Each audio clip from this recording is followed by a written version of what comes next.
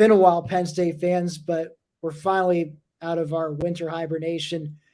Well, once again, Tim Maiden from Black Sheep Diaries, joined by my trusty colleague as usual, Marty Leap. Marty, how are you doing? Not too bad. A little crazy this time of year. My youngest is battling pink eye at the moment. My family's currently getting ready to move into a new house we just bought. So we're dealing with the packing and all that. And spring ball is coming up, baseball starting. My life is a whirlwind right now, but you know what? I'd much rather be a whirlwind than be dull.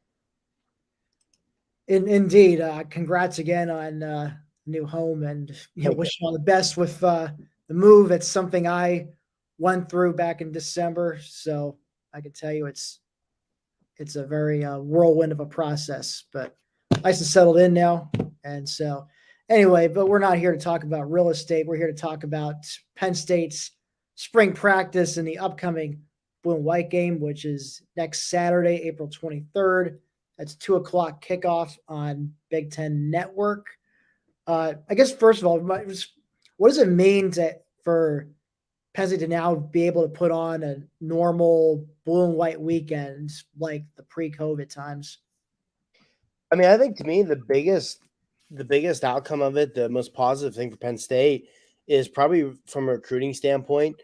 Last year they had what do they call it, a scrimmage or whatever, where tickets were made available to the public, and believe it or not, like half the tickets were bought by high school football prospects. But no, this year you can get guys in on like legitimate recruiting visits, which is big for any program, especially Penn State, where if you look at the Penn State recruiting calendar, there are 3 big dates every calendar year. There's a blue-white game, there's a Lash Bash barbecue in July, and then obviously the whiteout in the fall. So to be able to have that regular blue-white weekend recruiting that they have not had since 2019 is a big thing for the Nittany Lions. On the field, I don't think it changes too much. Like last year, for example, they were still scrimmaging against each other. They were still getting their practices in. So it wasn't that much different from what we're going to see in the blue-white game this year. But from a recruiting standpoint, it's huge for Penn State to have that back. And, no matter who you talk to, I know that's something we've talked about on the show in the past, there are a few staffs in the country who kill it on recruiting visits quite as much as James Franklin and his staff. And there are a few programs in the country who need those visits more than Penn State does in order to have a successful recruiting class.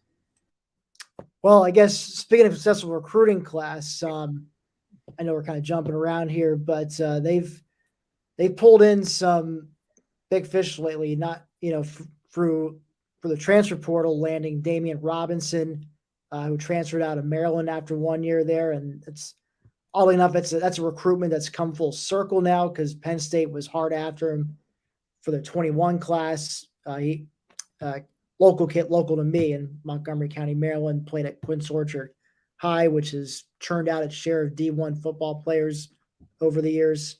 Also turned out a former Penn Stater, Bonnie Baju, who you might remember, played linebacker in the early mid-2010s. Then also landed Andrew Rapplier. I think that's how you say it. Flipped him from Michigan, actually. 4-star tight end out of Massachusetts. And it goes again to show what you say, the fact that they can have people on campus again for, recruiting without any restrictions of any kind in place. You're definitely seeing a difference. I mean, you started to see the difference with the 22 class when I know a good chunk of those guys committed back when there were still restrictions, when there was still a NCAA more tournament visits. But even once things opened up, they were able to keep that class intact and then add some. And you're seeing that continue now with the 23 class. So I think, like you said, it definitely makes a huge difference. Speaking of return to normalcy on campus, spring practices have been in full bloom. They're just about coming to an end. Blue White's going to be next Saturday. One of the things we wanted to mention was the quarter. I think one thing to watch for is the quarterbacks in the blue white game. And I mean, by quarterbacks, I mean people other than Sean Clifford, who we have talked about ad nauseum on this show, on, when Mark's hosted us. We all know what we have with Cliff at this point. We want to talk more about the other guys. Who do you see, Marty, grabbing that backup spot. Yeah, I mean, I think at this point it'd be a surprise if the go-to guy, quarterback too, is not Christian Veilleux. I mean, last year he really impressed against Rutgers in that game he played. And I feel like it kind of gets overlooked at this point because of how well Penn State's recruiting the quarterback position all of a sudden. But he was no slouch as a recruit himself. You know, he was a 4-star guy from the Bullis program in Maryland, which produced a lot of talent, including, rest in peace to Dwayne Haskins, was a star out of Bullis. Christian Veilleux was very, very hardly recruited by Clemson. The Tigers wanted him badly. They were after him hard. Georgia was in on that recruitment. Notre Dame kicked the tires on it. Like, there were a lot of big time programs after him, and he looked good last year. And it's easy to kind of look past him when you bring in a 4-star quarterback in Bo Pribula, who's an in-state guy who broke a lot of Pennsylvania records that people know well. And of course, Drew Aller, who we have talked about ad nauseum on here, arguably the best quarterback recruit in the country, and regardless of recruiting class, sans maybe Arch Manning in high school last year. So the talent in the quarterback room is just night and day above where it's been, and really, I couldn't tell you the last time Penn State quarterback room this talented. So it's good to have that there. I think they use the number 2 guy right now. If this is fast forwarding a little bit, but if we get to Purdue in early September and Sean Clifford gets knocked out of the game, I expect it to be Christian Veilleux. But that said, one of the things that's so great for Penn State quarterbacks right now, if Veilleux comes in and struggles the way, say, Taquan Roberson did last year against Iowa, you've got multiple other legitimate options to go to. And that's what's going to be exciting to watch this spring. You look at Drew Aller, he's a guy who comes in with all the physical tools, all the talent in the world, but needs to refine some mechanics. And, one thing with him that gives me hope that he could be just a absolute game-changing dynamic quarterback for Penn State is Mike Yurcich has a pretty dang good track record with quarterbacks. And you give him a quarterback the talent of Aller, and this is no knock on any of the guys he had at Oklahoma State. He had some really productive quarterbacks at Oklahoma State. But purely from a talent standpoint, you look at Aller versus what he did with some of those guys, and you got to be thinking like, man, what's he going to do with a Drew Aller? What's he going to do even with a Christian Veilleux, with a Bo Pribula, excuse me. So I expect Veilleux to be the number 2 guy. I know I'm kind of ranting here, and it's hard not to, I'm sure you agree, Tim, because the Penn State we're so used to the quarterback room being the biggest thing holding the team back. I mean, look at Penn State really since James Franklin's got here. Outside of a couple of the Tracy McSorley years, you always said they were a team that, man, they're a quarterback away. And I feel like that's not the case anymore. Like maybe this season, but I feel like long-term the quarterback answer is finally here. And it's easy as a Penn State fan to get excited and talk about that. Yeah, I think I was definitely nodding in agreement with you when you mentioned, they find themselves in another situation like they did last year at Iowa where, Cliff gets knocked out, and say Veilleux comes in, he struggles too. I mean, at least at that point, you're not feeling like you have to keep him in there because everyone else behind him is too raw. We said Pribula, who, from what it sounds like in spring practice, he's one of the guys. He's got the accuracy and he's got that moxie and attitude. And of course, in fact, he's wearing number 9. I mean, I don't know. You can't resist making the Trace McSorley comparisons with him. With Drew Aller, it sounds like obviously his kid's got the physical tools. Accuracy might need a little work, and all. I think the other thing that's been harped on the most is just he just needs more time in a proper strength conditioning program. He apparently didn't do much strength. Well, I say didn't do much strength work in high school, so he'll get caught up on that. I think I want to say it was our colleague Clay Sauertig who said that there's a decent chance Drew Aller redshirts, which is not something I would have thought maybe a month ago, but perhaps it may not be the worst thing for him. No, and I think it's easy to envision the red shirt because, excuse me, if Penn State comes out this year and they're playing well, Sean Clifford's going to be the quarterback. He's going to start against Purdue. And if they're winning football games, they're not going to make a change of quarterback. And, if they do make a change of quarterback, again, I think they would go to Veilleux before they would go to Drew Aller. And that's not a knock on Aller. That's also, and we've seen this at Penn State with a guy like a Rob Bolden or maybe like an Anthony Morelli, a 5-star talent with all the physical tools in the world, he gets thrown to the fire too soon and it just derails their development. You don't want to risk that with Aller either. If you get 5 games into the season, you're 3-2, and you're getting banged up at quarterback, do you really want to throw Drew Aller out there, especially behind an offensive line? There's a lot of question marks. Probably not. So I don't have a problem with him redshirting. But yeah, it's again, not to keep beating this dead horse, and Penn State fans will understand, but it's just so nice to finally be able to legitimately be excited about the future of the quarterback room. And what's great is it's not just one guy. There are multiple arms in that room who are good enough to, win you a Big Ten championship and potentially beyond. Right. You see a comment from Andrew saying, want a true freshman playing. Otherwise, it could indicate big problems in the QB room.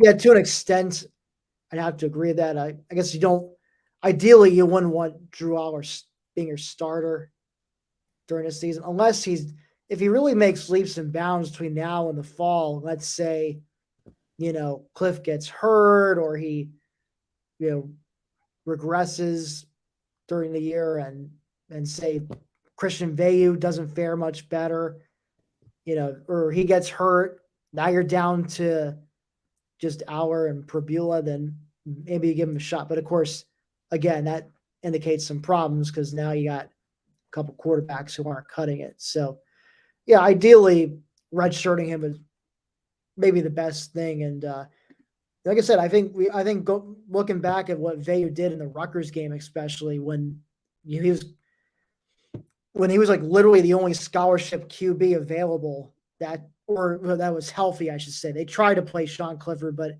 it was clear that he had no business being on the field that day. You saw what he was able to do with his legs. He seemed pretty decisive as far as whether to take off and run or keep work on his checkdowns and find an open guy. So it gave me some confidence going forward that with him and with the other with Aller and Prbula that we hopefully will not see a repeat of Iowa last year.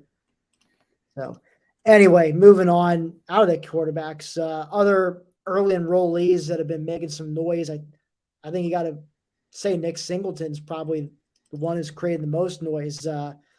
He's been as good as advertised and maybe then some. I was actually, I don't know if you saw it today on Twitter, Marty, but I think Penn State football shared some video of Jair Brown mic'd up for a practice. And towards the end, you don't see the play, but he said something about how, he's commenting on just how quick Singleton is and says something like, "Oh, those Pennsylvania backs, man." I'm paraphrasing, but he had high praise for Singleton just after a certain play. So sounds like he's definitely wowing the veterans on the team. And I know Kjonj Lee you probably would pencil him in as a starter for now, but it's not hard for me at least to see a situation where by game 3, Singleton just grabs those starting reins by the horns, similar to what Saquon Barkley did when he was a true freshman. Yeah, that's a comparison that in a lot of ways makes sense because, you look at Kjonj Lee and you look at Akil Lynch, the running back, Saquon Barkley unseated. It's similar situations. Akil Lynch was no slouch of a running back. Kjonj Lee is no slouch of a running back, but you're bringing in a generational talent.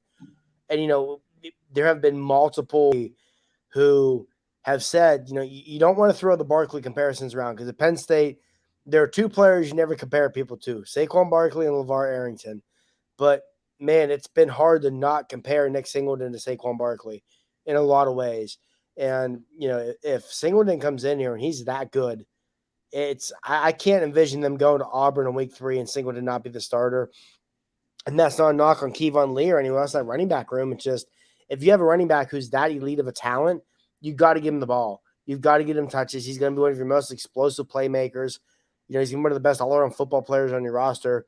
Very similar to how it was with Saquon. You got to get the ball in his hands. You got to let him make plays. And, it seems like that's what Penn State is going to be training towards doing. And, I think with Penn State, you look at some of the freshman talent on this team, some of the other guys, in addition to Singleton, you look at like a guy like Zayn Durant, who has just garnered all kinds of praise this spring. He's a defensive tackle out of Florida. For Penn State fans out there, I've always compared him to a little bit bigger of a Kevin Givens. Maybe overall he's a little undersized for a defensive tackle, but extremely explosive, extremely disruptive on the inside. He's another guy to watch who's made a lot of noise. So it's looking like there could be multiple early contributors out of this class. So, but yeah, the biggest two have been Singleton and Durant. They both have just done nothing but garner praise. You look at wide receiver Caden Saunders. I think everyone expects him to make an impact early on also, not just as a receiver, but in the return game. And this is something we've talked about on the show, the importance of stacking top 10 to 12 type recruiting classes, because that's when you're in that elite recruiting territory. Well, Penn State just signed what was arguably the best class of the James Franklin era. And as I always say, I would say is the best class because of Drew Aller. And the last time they signed a class of this caliber was a 2018 class. And you saw Micah Parsons, you saw Jahan Dotson, you saw Odafe Owe, all these guys making impacts early on. When you sign recruiting classes like this, that's what you expect. And I think that's what we're going to see in Happy Valley, not just in the spring, but more importantly into the fall.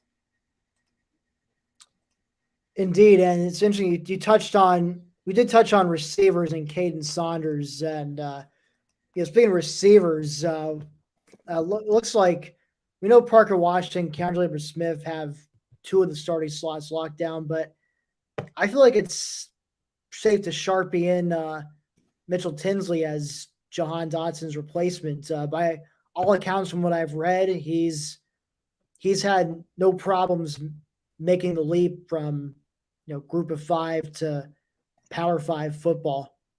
So he put up some really nice stats at Western Kentucky last year.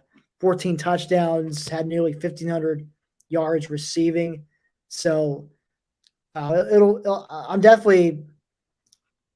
I feel like I don't want to say it'll be better, but you've got a group of three at this point, three starters at receiver that you would feel comfortable with whoever's slinging the rock, whether it's Sean Clifford or Christian Veilleux, trying to target one of those guys. Yeah, no, I agree. I think receiver should be a really strong point for the Nittany Lions this year. Like you said, Jim Mitchell Tinsley, who was what I think finished like 1,400 receiving yards last year for Western Kentucky. And, when you look at Tinsley, to me at least, what's most encouraging is not necessarily just the stats he put up for Western Kentucky, but when he played Big Ten schools, he played against Indiana and Michigan State last year, and he teed off on both those teams. So clearly the talent is there, the ability to play at the Big Ten levels there. You mentioned Parker Washington, who's one of the most reliable receivers in the country. Kjonj Lambert Smith just got hit. I mean, James Franklin, after practice on Wednesday, sung all kinds of praise for Lambert Smith. It seems like he is taking a step forward. And even if you look down that 2 deep, Malik Megas could be a deep play threat. We've talked about Saunders. Trey Wallace is another guy people in the program very high on. I know when Taylor Stubblefield was hired as receivers coach, that was a hire Tim, you and I both are kind of skeptical of. But, man, it's very quickly, both from recruiting and, most importantly, on-field coaching and production, looking like one of the best hires of the James Franklin era. It has very much gotten to the point where as long as Taylor Stubblefield is here, I'm never going to worry about receiver, because the last 2 years, Penn State has just cranked out one productive receiver after another. Indeed, I think Stubbs has been a very pleasant surprise compared to when they first hired him, and I think it's going to. I think it's it's going to continue as far as having successful group of receivers. And I remember a few years ago we were harping on him for a couple recruiting misses, but he's really picked it up. I just think the results have kind of recruited themselves. I guess while we're sticking on the subject of receiving, let's switch over to the tight ends real quick. It's hard not to sugar. It was disappointing in 2021. Expected a lot more out of this unit. What do you be looking for out of the tight ends in the spring game? I think for me, as the tight ends, honestly, more than anything, I want to see them block well. There were a lot of games last year where a lot of the issues in the running game and in the blocking traced back to the tight ends as much as it did the offensive line. When the tight ends were targeted last year, for the most part, they did pretty well. Brenton Strange had a couple just real killer drops against Iowa, but for the most part, the tight ends caught the ball when they were targeted. I think this year the tight ends should bounce back. I think there's too much talent in the room for them not to. Brenton Strange met with the media the other day, and he said about how the tight end room has approached his offseason completely differently. They're a lot more motivated. They're looking to prove the people who are doubting them wrong, and that's what you want to hear. That's what you want to hear when they come from off the season of last year. You look at the tight ends, Theo Johnson, Brenton Strange, Tyler Warren. There's a lot of talent in that room. Those are probably 3 future NFL tight ends. I just want to see them come out. And like I said, this spring, I want to see them block better because I don't doubt they'll catch the ball when it's thrown to them, but I need to see them block better. And I think if the tight ends can take a step forward in blocking, that could go a long way towards getting this running game in general going and back in gear for Penn State. With you on that one. Hey, speaking of blocking, let's talk about the offensive line for a moment here. According to James Franklin, they're struggling right now to field it too deep. It's due to a combination of injuries, waiting on some transfers and recruits to come in for the summer. So he's mentioned that he may resort to some tactics that he used the first couple years when he didn't have a scholarship too deep at all. So could be having guys on the O-line play for both sides in the scrimmage. So could see some of that. But what's your, I guess we don't want to talk about outlook because at this point, maybe like you, I'm just in a, I have zero expectations for the O-line. Just show me. Just come out and show me you can block, you can run block, you can pass protect, you can do the basics, and then we'll talk. But that being said, how do you see? I guess how do you feel about who's likely to be starting come this fall, and do you think they could be at least serviceable? I mean, I would like to think they could be serviceable. If you look at the projected offensive line in the fall, which is going to be different than what we're going to see this spring because Cornell graduate transfer Hunter Norzad is not on campus yet. But you look at left tackle, you have Olu Fashanu, who by some reports by people in the program has made more strides this offseason than any other player on the roster and was a high 4-star guy in high school who the staff is already high on. Left guard, you have Landon Tangwall, who was a borderline 5-star guy who last year as a true freshman, you didn't notice on the offensive line. And I've always said offensive linemen are like referees. The less you notice them, the better. And for him to do that as true freshman goes a long way. You have Drew Scruggs at center, which is his best position. Norzad at right guard and Caden Wallace at right tackle. I think the big question is going to be the right side of the line.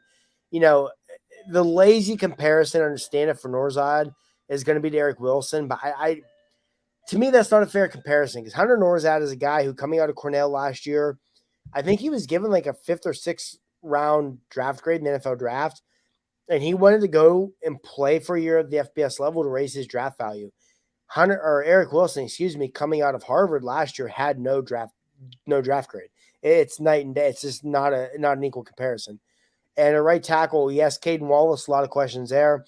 I, along with many others, think Wallace is better suited for guard, but the athleticism is there for him to at least be a decent right tackle.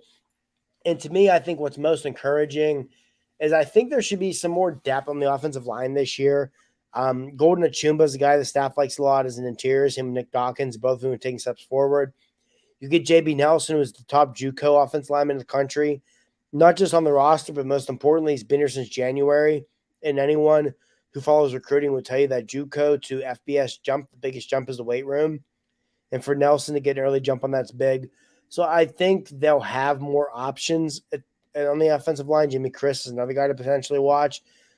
But if they can't turn the Fashanu, Tangwall, Juice Scruggs, Norzad, Wallace group in a serviceable group, that's problematic because lack of talent's not an issue there.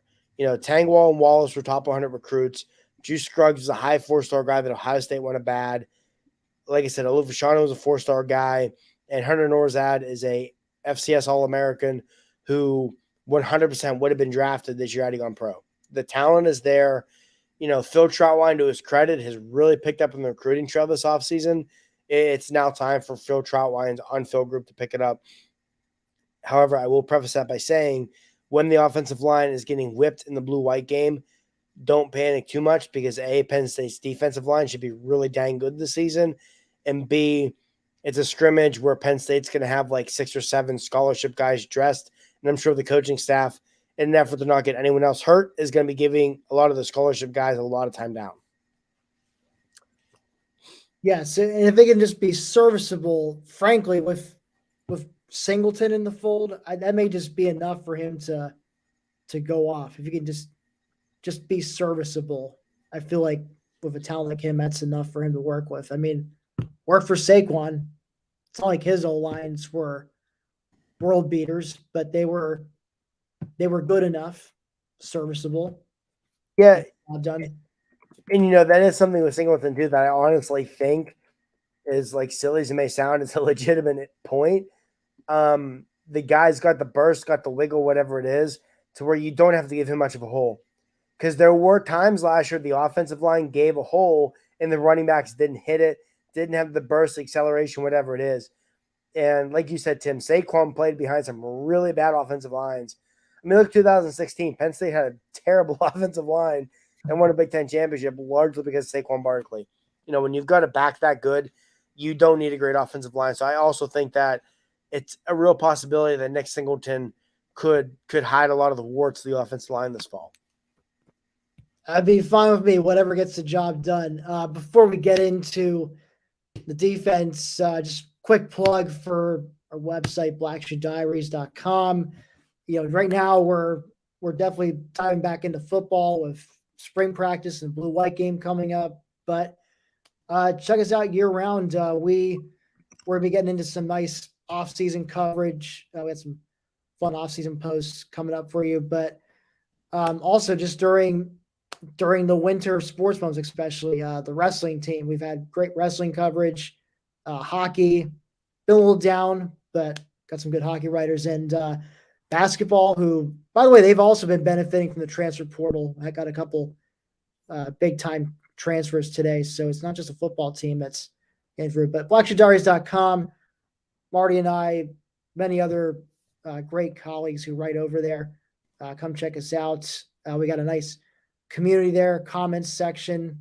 Got a bunch of regulars who like to spout off on every post, so we're right at home. Some of you in the chat there. So as you mentioned, Marty, the defensive line, especially the defensive ends, probably going to be pretty darn good. And that's maybe even despite the unfortunate news about Zariah Fisher suffering a season-ending injury in spring practice, and he'll be out for the 22 season.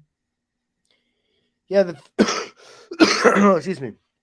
The Fisher loss is an unfortunate one. He was going into his redshirt sophomore year. I personally, and you go to the Black Shoe Diaries recruiting group chat, and I know Clay and Dylan will tell you this, I have driven the Zariah Fisher bandwagon since he was a junior in high school. I think the guy has all the tools to be an absolute stud pass rusher. I'm going to be out for the year. Now, this is still a blow to Penn State. Not nearly the blow it would have been had they not landed, Damian Chop Robinson on the transfer portal last week. For those unaware, Chop Robinson was a 5-star recruit in the 2021 recruiting class. Went to Maryland, where ESPN named him a freshman All-American. And now he's a Nittany Lion. And I think bringing him in with the summer edition of 5-star signing Deni Dennis Sutton and with Adiza Isaac, but all reports looking healthy and back, will still make this a vaunted pass rush even without Fisher. Zariah Fisher, definitely a kid. Keep me in your thoughts right now. It's been a tough time. He lost his mother last year. Now he's losing his football season this year. Tough for anybody that age to go through.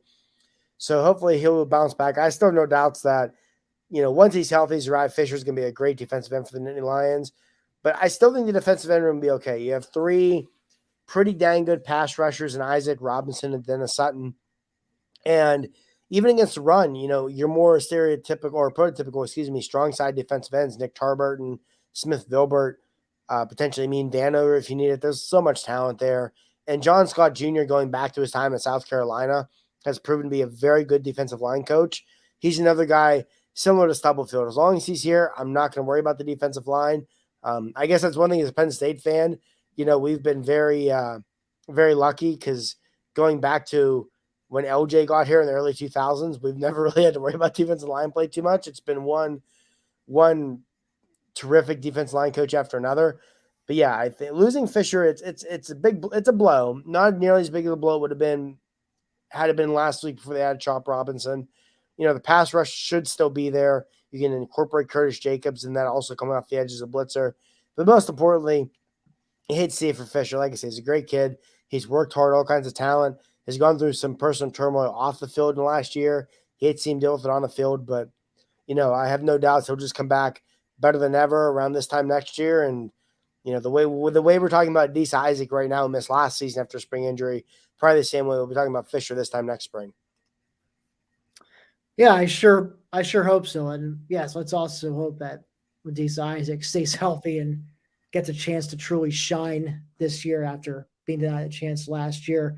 I think another group on the defensive side that should be pretty solid is that secondary. Probably led by Jair Brown, who is still one half of the dynamic duo of him and Jaquan Brisker last year, who were hard hitters, but also they got their share of interceptions and broken up passes. So got Joey Porter Jr. back for another year. We saw what he's capable of. Yeah, I expect him to be a leader of that unit as well. And then there's the linebackers, which it's definitely no question the shakiest group on the defense.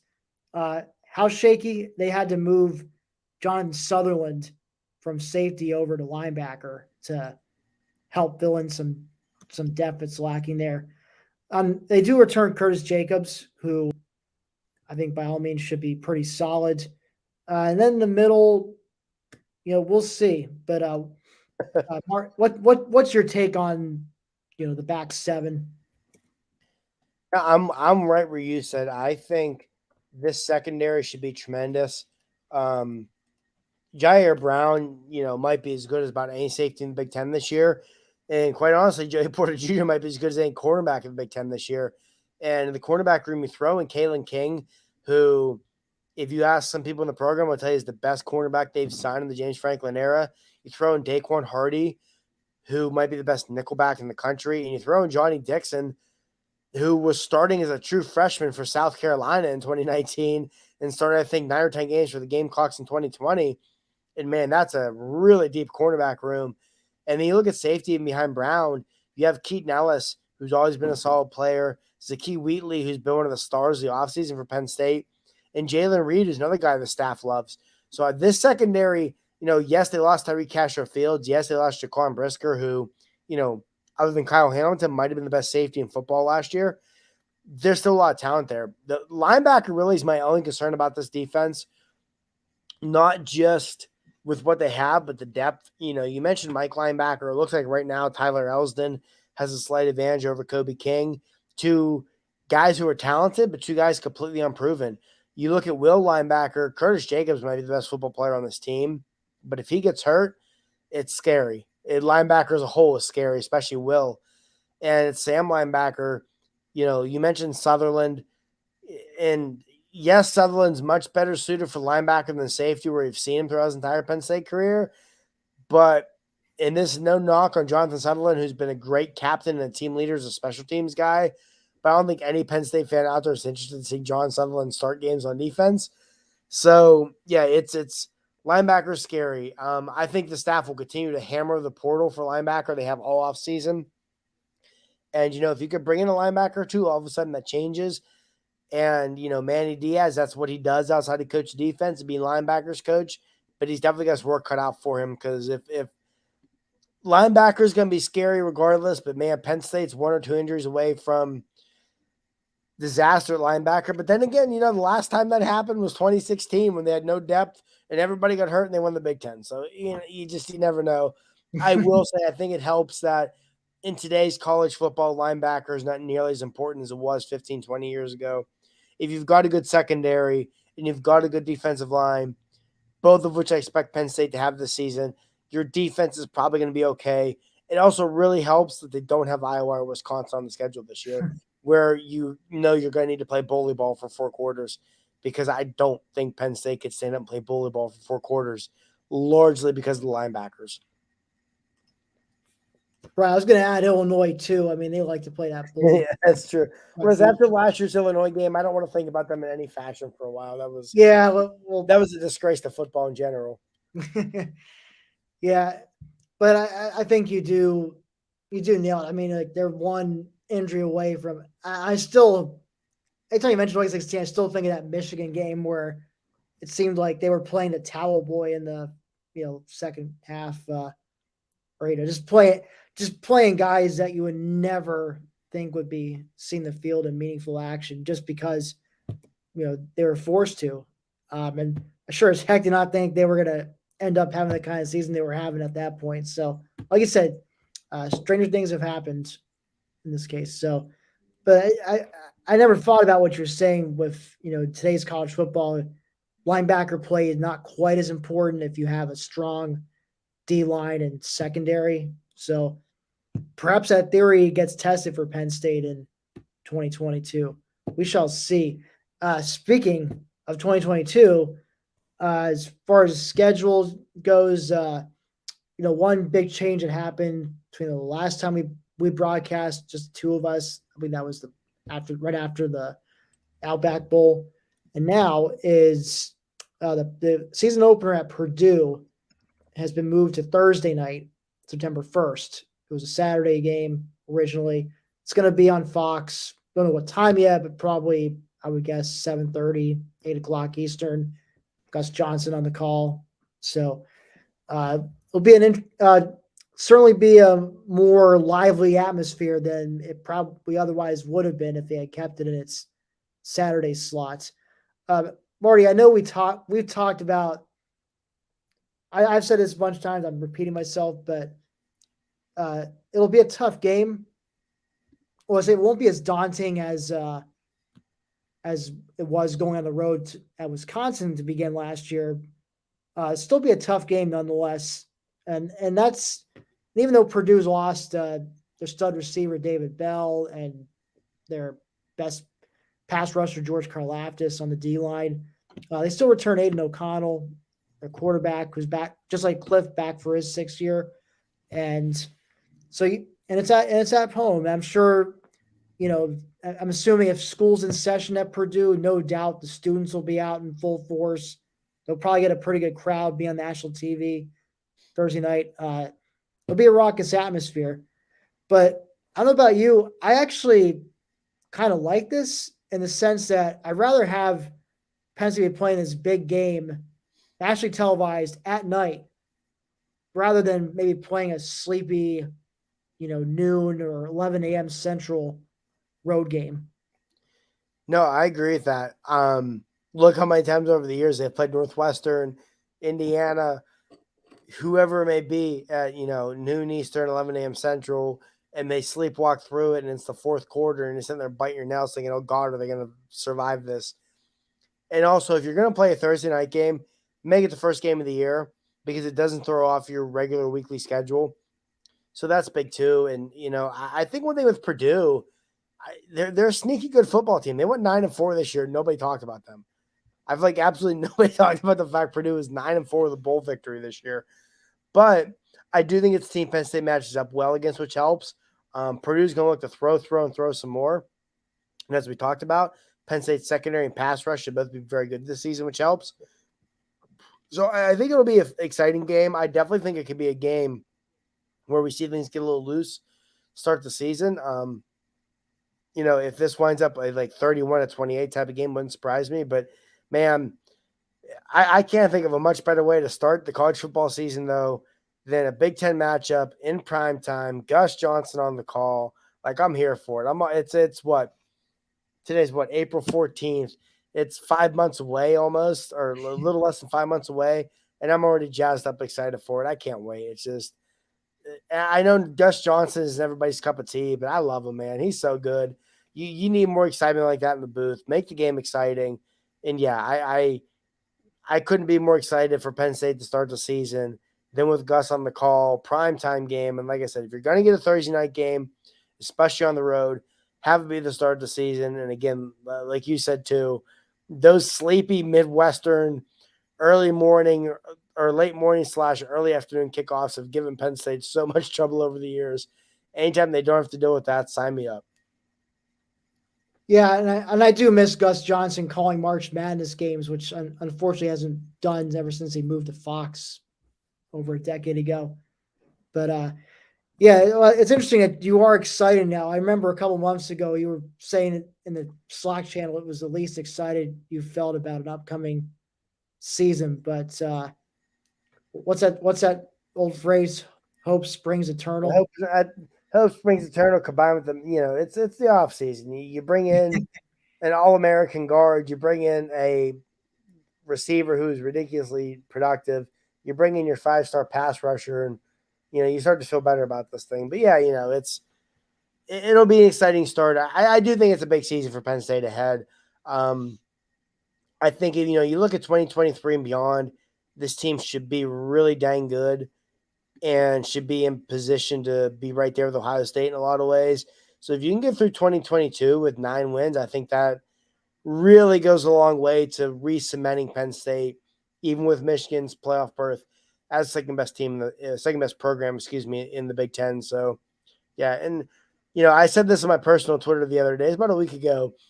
It was like 9:00 on a Sunday night, and I just kind of scrolling through YouTube. I was like, man, I've reached the point of the season where I'm watching like replays of Indiana, Maryland on the Big Ten Network, and watching highlights of like Sweet Caroline at Beaver Stadium and Dixieland Delight at Bryant Kenny, and I won't back down at the Swamp. I'm like, dude, just give me college football back. I miss it. I'm ready at this point. This is the point of the offseason where I really start to have my football itch where I need it, man. I need it. Yeah, I think now, especially with March Madness being over, Exactly. And of course, I mean, I do watch the NBA playoffs as a basketball fan. I'm not a big hockey guy, so I don't watch the NHL playoffs. And unfortunately, the World Cup this year, which normally I'd be looking forward to in the summertime, that's not going to be happening until the week of Thanksgiving. So that's a little ways off. So in the meantime, I've been watching. I actually after I watched the Jair Brown mic'd up clip. I actually watched highlights of the Penn State Maryland game last year, and Jair Brown with the game sealing pick 6 at the end. It's still fun to watch. Yeah, and I'm a big baseball guy, but man, when you're a fan of the Pittsburgh Pirates, usually by about May 1st, your baseball season's over. So, it leaves you a lot to yearn to get you to the fall for football. Well, hopefully they'll make it to June 1st at least. Yeah, at least give me like June this year, I mean, they've been to the playoffs a few times in recent memory, haven't they? Yeah, they went to the playoffs in 13, 14, and 15. 2018, they missed it by like a game or two, but other than that, it's been pretty slim pickings in my 30 years on this planet for that team. So, indeed. Well, I think now's the time we go through the chat here and find some comments, questions to go over. Oh, here's one from Gary. Asks if the pass defense is going to be shaky this year. Yeah, I mean, if the pass defense is shaky, I think something's gone severely wrong, probably largely due to injury. I mean, I know we touched on it, but with Brown, JPJ, Kalen King, Daquan Hardy, there's too much talent in the secondary. And I think the pass rush will be pretty good too. And that obviously always makes the secondary look even better than they are. So if Penn State's pass defense is shaky this year, I think something Rather it be on the injury front or guys just falling off a cliff. Something's gone severely wrong. Yeah, I'm inclined to agree. I mean, I think the secondary and the D line are expected to be the best parts of the defense. So, like I said, it'll probably take an injury wave. Which, hey, I mean, not just Penn State. I think every fan of whatever team has experienced an injury bug biting, the best part of their team, and then suddenly you're left with not much. So, I mean, that's just sports for you in general. Let's see here. Oh, it's a good one. Manny asks, biggest change you see Manny Diaz's defense bringing? I think with Manny Diaz's defense, one thing we will see is a lot more aggressive approach in a lot of ways. I mean, Brent Pry got aggressive with his blitz schemes, but I think Manny's going to be a guy who's going to blitz a lot more on first and second down than Pry did. I also think Manny's a guy who, if you look at his track record, especially in Miami, he wants to force turnovers, which I thought Brent Pry was a terrific defense coordinator for Penn State. One of my biggest complaints with him was there were so many games where you could just feel it. If Penn State could have just gotten a turnover, they would have sealed it. They would have turned the momentum, whatever it was, and it didn't happen enough. I think those are going to be the two biggest changes under Manny Diaz, looking to force more turnovers while also being more aggressive with his blitzing schemes on first and second down. On that note, Mr. HD thinks we're going to be screaming for Manny's head by midway through the season. So I guess time will tell. I mean, people can scream for his head midway through the season all they want. I can tell you right now, with his track record, with how much Penn State had to give up to get him here, unless they're giving him about 50 points a game, Manny Diaz, the only way Manny Diaz is leaving after this season if he leaves on his own. So, and if you look at, I mean, not to get off too much of a tangent, but if you look at his track record as defense coordinator, it would be a surprise because everywhere Manny has gone, he's had good defenses. They've been aggressive. They've forced turnovers. They've limited points. It's the guy might not be cut out to be head coach, but the track record says the guy's a tremendous defense coordinator. Yeah, I'm pretty, and I mean, no disrespect to Brent Pry, solid defensive coordinator. I'm very happy for him at Virginia Tech. I hope he crushed it there, not at Penn State's expense, of course. But I don't know about you. I'm looking forward to a week one game that I'm actually looking forward to. It's not any of the big time matchups, but it's the Old Dominion Virginia Tech game, the James Franklin Bowl, as I like to call it. Ricky Ronnie at ODU and versus Brent Pry at Virginia Tech. So I hope I can find a way to watch that somehow. Yeah, I'm sure that Saturday afternoon with Penn State, being playing that previous Thursday, I'm sure James Franklin and a lot of coaches on the staff will be, very tuned into that game. Let's see who wins the James Franklin former coordinator bowl. No doubt. Oh, we got a really good, nice question here from Lambda. Who starts at tight end this year, Theo or Strange? I'd be inclined to say Theo myself. What about you, Marty? Yeah, I think Theo Johnson also starts. Now, that's not to say we won't see Brenton Strange. I think we see a good bit of Brenton Strange. I think we also see a good bit of Tyler Warren, especially in the red zone, where they'll look for Warren to block. But my video just froze. I have no idea what's going on. I apologize. But, yeah, I think we will see a good bit of Theo Johnson along with Brenton Strange and Tyler Warren, but I definitely think Theo's a starter. Weggy Ocean asks, what's Penn State's biggest weakness coming into this year?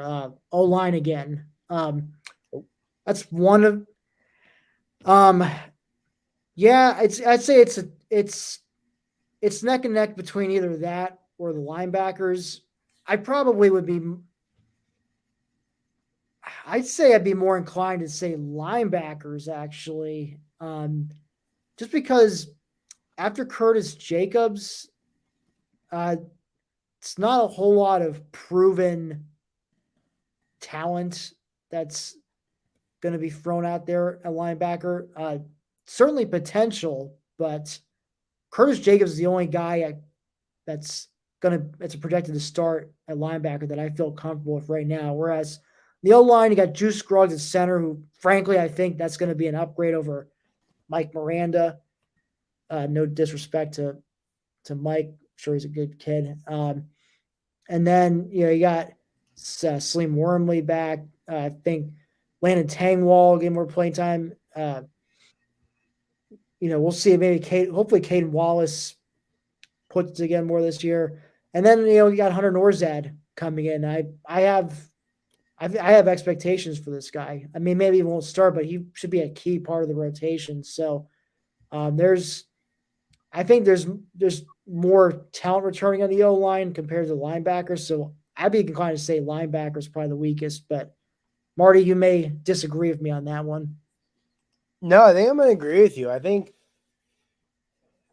again, largely because of the depth issues, I think I go linebacker. I think the offensive line, I think if you lose like Olufashanu, for example, because of not having a ton of depth at tackle, especially left tackle, you're in trouble. But I think on that interior line, you probably could absorb, a guy or two getting banged up. At linebacker, like we mentioned earlier, I don't think you can. You get one injury at linebacker, especially if it's the Curtis Jacobs, man, you're gonna be in trouble. You get more than one, and you're pressing the panic button. So I think I'm with you. I think, like you said, the offensive line, you have guys there. Like I said, Juice is going to be his best position. Norzad's a guy you're high on. Caden Wallace is a guy has the talent. Same with Fashanu and Tangwall. There are enough bodies at offensive line you can mix and match. You don't have that option at linebacker, unfortunately. So I agree with you. I think linebacker is the biggest question mark and, probably my biggest concern and the biggest weakness going into the year. Oh, this is a good one from Manny. LeVar Arrington or Micah Parsons. I think our answer is going to vary on this just because of I'm sorry. I love Micah. It still saddens me. We only got one full year of him as a starter. And, it's great to see him tearing up for the Cowboys, but I got to go with LeVar Arrington. I mean, he was just all over the place. I mean, I was thinking back to all, there's a LeVar Leap. I mean, I saw that in person as a teenager. I mean, it was amazing in person. It's awesome to, watch it on YouTube for the 50,000th time. And just all the field goals that he blocked over time, over the course of his career. And, if you just go look up like LeVar Arrington Penn State highlights on YouTube, like you're going to see what I'm talking about. And again, it's no disrespect to Micah. He's a athletic monster in and of himself, but man, I have a hard time just from a pure athletic standpoint. It's hard for me to put anyone above LeVar. And this is what I was getting at when I said I think our answers may vary because there's not a big age gap between us, but I think there's just enough to where, LeVar's last year on campus, I was 8 years old, so I can't say my most memorable moment of that 1999 season is my grandfather picking up his putter and chucking it across his living room after Minnesota hit that field goal. So I was at that game too, Marty. Yeah, I remember him standing up, grabbing because he had a little like putting green in his living room, picking up the putter and sending it flying while obscenities flew, and my grandmother came in and chewed him out and told him to be quiet. But as someone who could not probably truly appreciate LeVar because I wasn't old enough for his college career and his NFL career unfortunately was derailed by injury, I'll go Micah. Just change up a little bit. Just, man, like you said, it really sucks we didn't get that third year of Micah because I truly believe if not for COVID, Micah Parsons would have been a legitimate Heisman contender in 2020. That second half, like that Minnesota game in 2019, for example, when Penn State fell behind big in the second half, Micah took over that game defensively. I remember Minnesota got the ball back with like a minute and a half to go, and Micah had like 3 straight tackles for a loss to force a punt where Penn State, if not for a phantom offensive pass interference calling Daniel George, probably come back to win that game. And then obviously in the Cotton Bowl, Micah Parsons was just an absolute terror who Memphis had no hope whatsoever of blocking. But yeah, I'll go Micah. But again, like I said, a lot of that for me just comes from my generation of Penn State football and, my lasting memory of the 99 team being my grandfather throwing his putter and then getting yelled at by my grandmother for his actions. Yeah, that 919. I mean, it was a team that I'll say as amazing that defense was to watch. That offense, which unfortunately they still had to modernize at the time. I don't think they ever lined up out of the shotgun, but um, the way with how inconsistent the offense was, I figured it was only a matter of time before it came back to bite them. I didn't think it was going to happen against Minnesota though. I thought maybe they would lose to Michigan or Michigan State. Like I admittedly didn't think they were going to manage to go undefeated and get to the BCS title game that year, just with how shaky the offense had looked. I mean, inconsistent the offense. They could be really good at times, but other times they would just disappear. So hard to say. But it's one of those, what if type seasons.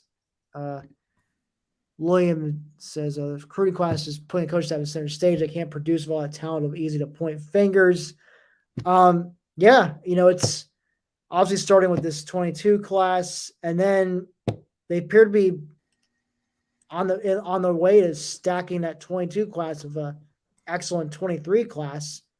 So if they're able to do that, you would think, the bulk of those two classes should be able to take this team back to the spot that they were in right before COVID, came in and wreaked havoc on everything. So, yeah, we'll see. And this kind of brings me to my point of, this is also why I know Penn State, a lot of fans were not happy with the extension, especially a 10-year extension. But, the 10-year thing, that's more of a thing to show stability to recruits. And, thus far, I think, the fact that they've been able to, pick up where they left off with the 22 class going into 23, it seems to me that, showing the illusion of, Franklin, he's not going anywhere. He's committed to this thing.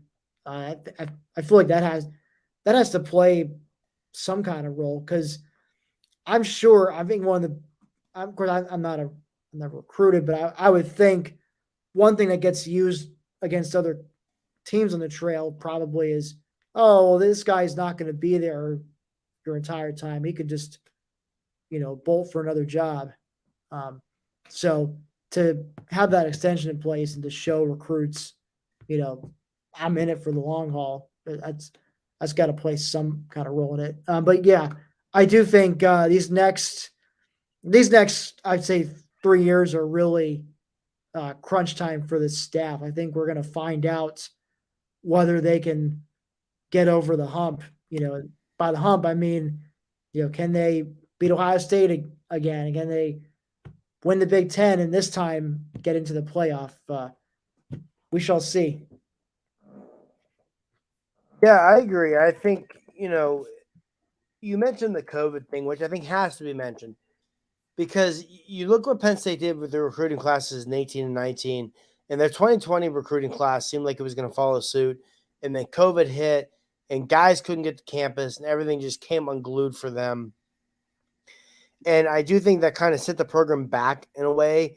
But you look at what they did with this previous recruiting class, what they're doing right now, Penn State's current recruiting class is currently ranked number 1 in the Big Ten. It's currently ranked in the top 5 nationally. And there are a lot of big targets still on the board that they have a legitimate chance of landing. So I think, it might not finish a top, 6, 7 class like 2022 did, but it should finish easily in the top 10 to 12. And like we've always said on here, as crazy it may sound to people who don't follow recruiting closely, there is a massive drop-off from about that number 12 to 13 recruiting class, even down to like number 20 to 25. I don't know the exact numbers off the top of my head, so I apologize I'm wrong. But Bud Elliott of 247 Sports and the Cover 3 podcast will always say, the top, I think it is like 13 to 15 recruiting classes in the country sign something like 70% of the blue chip recruits in every recruiting cycle. So there is a huge drop off after that, and you need to stack those classes. They're currently appear to be stacking those classes, and that's what's important. And what's most important is you throw Drew Aller into the equation. You finally have that quarterback. Not to say this what's going to happen. I know we've said it before. Clemson was always Clemson, and then Deshaun Watson came along. And there are a lot of similarities to James Franklin's Penn State and Dabo Swinney's Clemson pre-Deshaun Watson. And Drew Aller could be Penn State's Deshaun Watson. The talent's definitely there. And that's not to say Drew Aller is going to beat Deshaun Watson and be a two-time Heisman finalist and go to the national championship twice and win one and all this. But, again, Clemson was always Clemson. And then Deshaun Watson came along. And Penn State and Clemson, there's so many similarities where everyone always said Clemson, man, if they could just get their quarterback. And Penn State's been, man, if they could just get their quarterback. And as soon as they finally have their quarterback, and I agree this goes to where it puts the coaching staff at center stage. You got to develop the guy. He's got the talent. You need to develop him. Let's see what they can do. But, yeah, there's reason for a lot of optimism around Happy Valley right now, I feel. All right, so while we're still talking about quarterbacks, got a couple good ones here. Will Cliff still be the starter by the time they host Michigan State for the regular season finale? I think the only way he's not is if he's hurt. I think even if Penn State's going into that game of I don't know, 6-3, 7-3, 8-3, whatever the heck it would be at that point, I still think he starts just out of loyalty to the guy. And also at that point, it's senior day. I mean, it's senior day. You figure they would start. Then, what is one start in the season finale when it's probably 25 degrees and snowing against a likely solid defense really going to do for a VU and a Lara, Purdue, etc.? So I think that the only way Cliff is not starting that game is if he's injured. Yeah, I'd be inclined to agree on that, unless he's injured or if he's just been so ineffective. And then unless the wheels just unless we get 2020 Sean Clifford again, right? Something where he's just not even competent. Then all bets are off. But we're gonna assume. I'd be surprised if 2020 Cliff came back. I agree.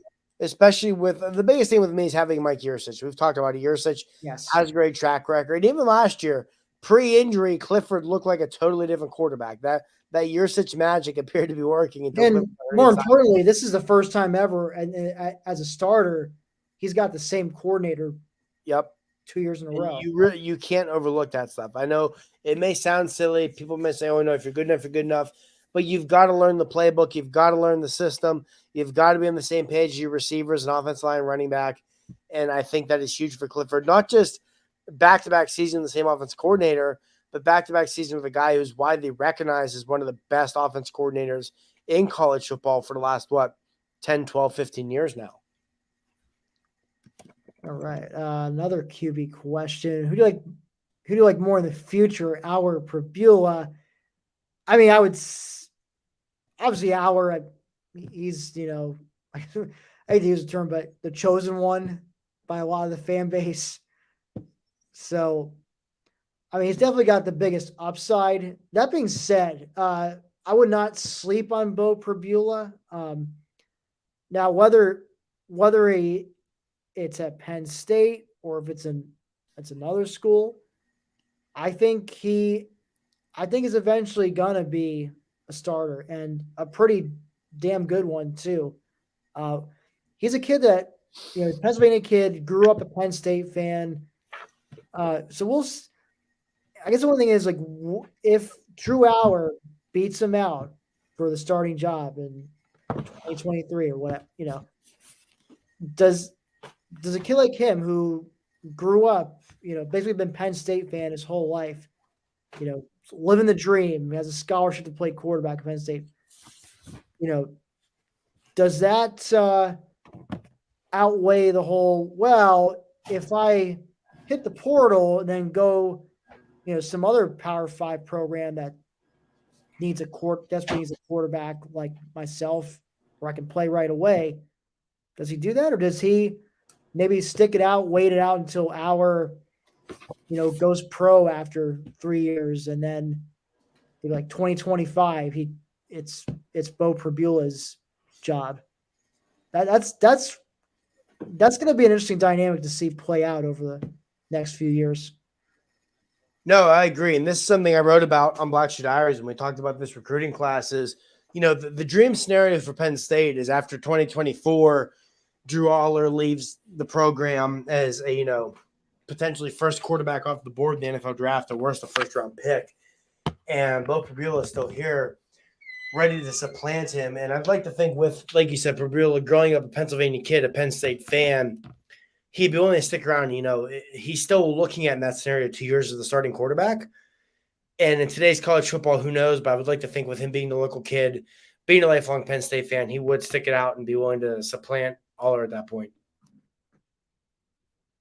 Yeah. Well, like I said, it'll be interesting to see how these two work it out over the next few years. Obviously, my money would be on Drew Aller ultimately being the guy to it. If Aller's as good as we think he can be once he's gotten fully acclimated to the program, I certainly could see a scenario where, well, I think a good way to again, I'm probably going back to basketball talk, but I think of John Harrer. He played he had one extra COVID year that he could have, and he entered the transfer portal right after season where Pat Chambers, the coach who recruited him, was fired. And he had his share of suitors. My understanding, Michigan was probably the biggest suitor, after him, but he had other power conference programs that were interested in him. But ultimately, he took a leap of faith on first-time head coach Micah Shrewsbury, in part because he just loved Penn State that much. And unlike Bo Pribula, he's not a Pennsylvania guy.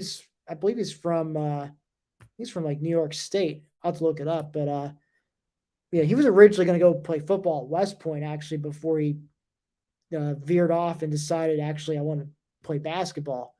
And it just happened. Penn State was the one D1 program that took a chance on him. Pat Chambers at the time took a chance on him, and nobody would have blamed him if he had left after the coaching change. But he just loved it so much there that he was willing to play instead of going to another team that was likely headed the NCAA tournament, like a couple other guys did. Jamari Wheeler went to Ohio State, Sam Brockington to Iowa State. Both teams were in the NCAA tournament. He could have gone that route. Could have played at Michigan. Probably would have played in March Madness. But he just loved Penn State so much. He was willing to kind of help set an example for younger guys and for future players that come in. Just like how special the place is, how great it is to play under Coach Shrews. I know I'm going off on a tangent here, but I was trying to say I think you could see that dynamic in play with Bo. If there's anyone who's in this day and age who would be willing to sit on the bench for a few years, wait their turn, it would be someone like Bo. I mean, that's something obviously, I should say, I don't know if you're old enough to remember, but back when I was watching college football in the 90s growing up, that was a common thing. I think, Mike McQuarrie, the biggest example of Penn State, 4 years he was on the bench, and then his fifth year, he was the guy. He was a starter. So, and we saw it in other programs too. Guys would sit and wait their turn. Even more recent than that, look at Michael Robinson. In today's Michael Robinson. There's probably no shot Michael Robinson sticks it out and as a fifth-year senior leads Penn State to the Orange Bowl, has one of the best seasons in program history, and one of the most fun, exciting, memorable seasons in Penn State history. Yeah, so like I said, things have definitely changed from the last 15, 20 years, but I think Bo is one guy who can maybe harken back to that era. People waited patiently. Anyway, especially for other reasons we said. Local kid, loves Penn State. Still, in theory, gets 2 years as a starter. So, yeah. Actually, one more question here before we call it a night, and it's an NIL-related question. it's related to the NIL agency that Cliff just started up. Do you think it'll help Penn State compete better in the NIL game? Marty, maybe give better answers than I could. My understanding is Penn State's been behind the eight ball on this, but they're starting to get more active, or at least get their bearings straight with this. I know this is something Franklin has harped on a few times in recent press conferences, and I'm sure, with the new athletic director search is happening now, I would imagine that's whoever the next athletic director is. This is Sandy Barber. The NIL is going to be a major priority. Yeah, I think we're always seeing it pay off. I mean, I think the success with honor group spearheaded by, LeVar Arrington and Todd Blackledge, Michael Robinson, some of those guys. When the circle back guy we talked about earlier, Chop Robinson, when he first entered the transfer portal, Sean Fitz of Lions 247 said on this podcast, like, yeah, Penn State's going to go after him, but he wants a big NIL deal. Penn State probably won't have a chance. And all of a sudden he goes to Penn State. So it makes you think, like, all right, they probably got him a pretty good NIL deal. And this stuff with Clifford, I don't know how much it's going to help him compete, but it's definitely not going to hurt. I forget where it was I read the other day. Honestly, it might have been someone in our Black Sheet Irish Slack channel. Apparently, in the last month, he's earned over $100,000 for guys in NIL money. Having that around is only going to help. Not just with the current roster, with players you want to bring in. And Clifford's another one of those guys who he is all about Penn State. He loves Penn State. When he moves on from Penn State, does he have a future in the NFL? Probably not. Is this his future? Helping NIL deals for Penn State? Could be, because, if he's getting he's essentially functioning as an agent, he can make a hell of a lot of money doing that. And, it's not going to hurt Penn State, I can tell you that. I don't know how much of a difference it's going to make, but Clifford's NIL agency is not going to hurt the Nittany Lions, that's for certain. And like you said, they were behind the eight ball for a long time, and that was something, I've been extremely critical of them of. But them landing Chop Robinson makes me believe they're really starting to turn a corner there in, this Clifford stuff. And, hey, I've always said there's no reason Penn State can't compete with a lot of the big boys when it comes to NIL with the alumni base, the fan base, etc. So, yeah, it's I don't know what kind of difference this is going to make, but it's most certainly is not going to hurt. No, it sure can't. And it's going to be interesting to see how – I know Clay has harped on it, and now you're seeing guy like Nick Saban saying that this is going to cause college football to collapse on itself. You